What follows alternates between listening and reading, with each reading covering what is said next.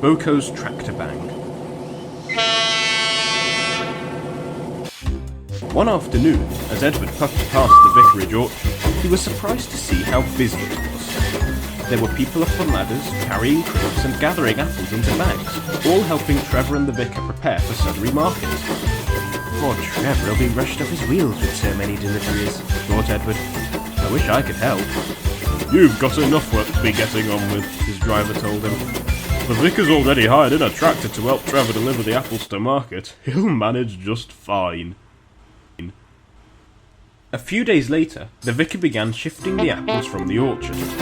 The market was taking place near to the station, and the tractor had been parked up in the station car park whilst the crates of apples were unloaded.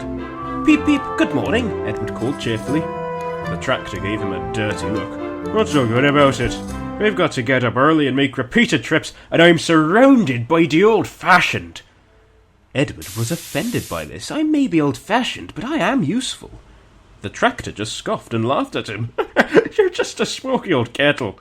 You belong in a museum, not working on a railway now.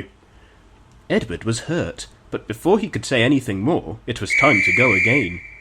He puffed out of the station and headed for the junction where James was waiting.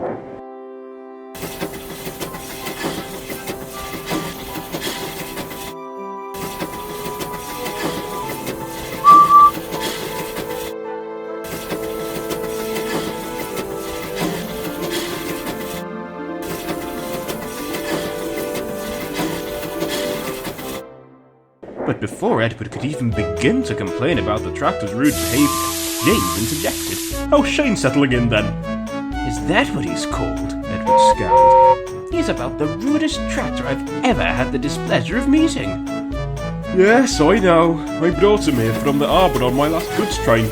He moaned continually about us being out of date. Soon shut up after a few hard bumps, though." "It's a shame we won't be able to do that now, James. We'll just have to put up with him."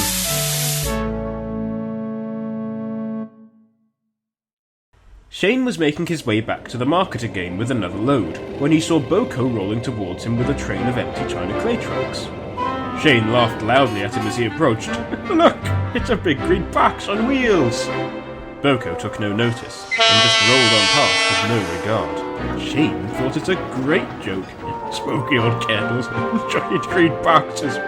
What a queer place.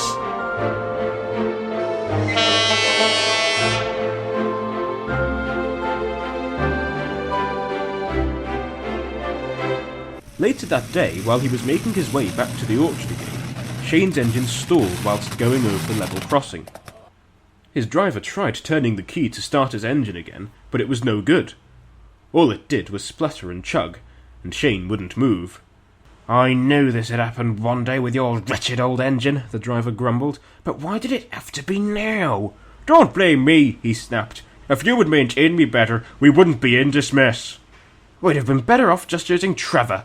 At least he's reliable." In the distance, they could hear the sound of a train approaching. Boco blasted his horn to warn traffic at the crossing to stop and let him pass, but he had no idea that Shane was stuck on the crossing. The driver waved furiously at Boco's cab to warn them, but it was no good. Boco's driver slammed on the brakes, but the weight of the trucks propelled him forward regardless. Shane's driver ran for cover, leaving Shane shouting in terror. Boco batted into Shane and dragged him along the line for a few yards before eventually throwing him clear into undergrowth and scrub. Boco finally stopped the train, and his crew jumped down to see what had happened. Shane lay in the bushes, looking all to pieces, and groaning miserably in pain. "Was everything all right?" Boco called back. "I only wish it were," replied the driver. "We've given that tractor a good hard bump." Boco and his train were taken onto the station by Donald, and Shane was lifted from the bushes by a crane and taken away for a full inspection.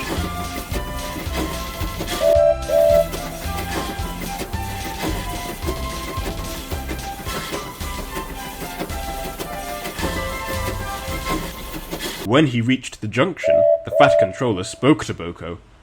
"The accident wasn't your fault, Boco. There was nothing you could have done to prevent this, so don't feel too bad." "Here's hoping you've knocked some sense into that horrid tractor at long last," chuckled Edward. You must go to the works and have your back end mended at once, the Fat Controller continued. That tractor has caused no end of trouble throughout his stay here.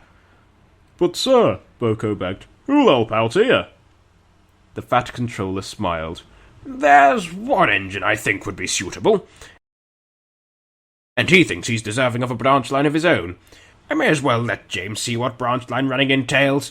And besides, I wager the other mainline engines can manage without him. Trevor finished the last of the runs to market on his own, and chuffed home feeling very pleased with himself.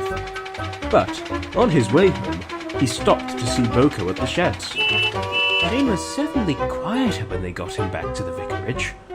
Boco still felt rather guilty. Is he repairable? Oh yes. A few months and he'll be right as rain again. But I wager he'll be a different tractor altogether now that you've knocked some sense into him. So I did good after all then, laughed Boco. Trevor chuckled. You certainly did, but by accident, you might say.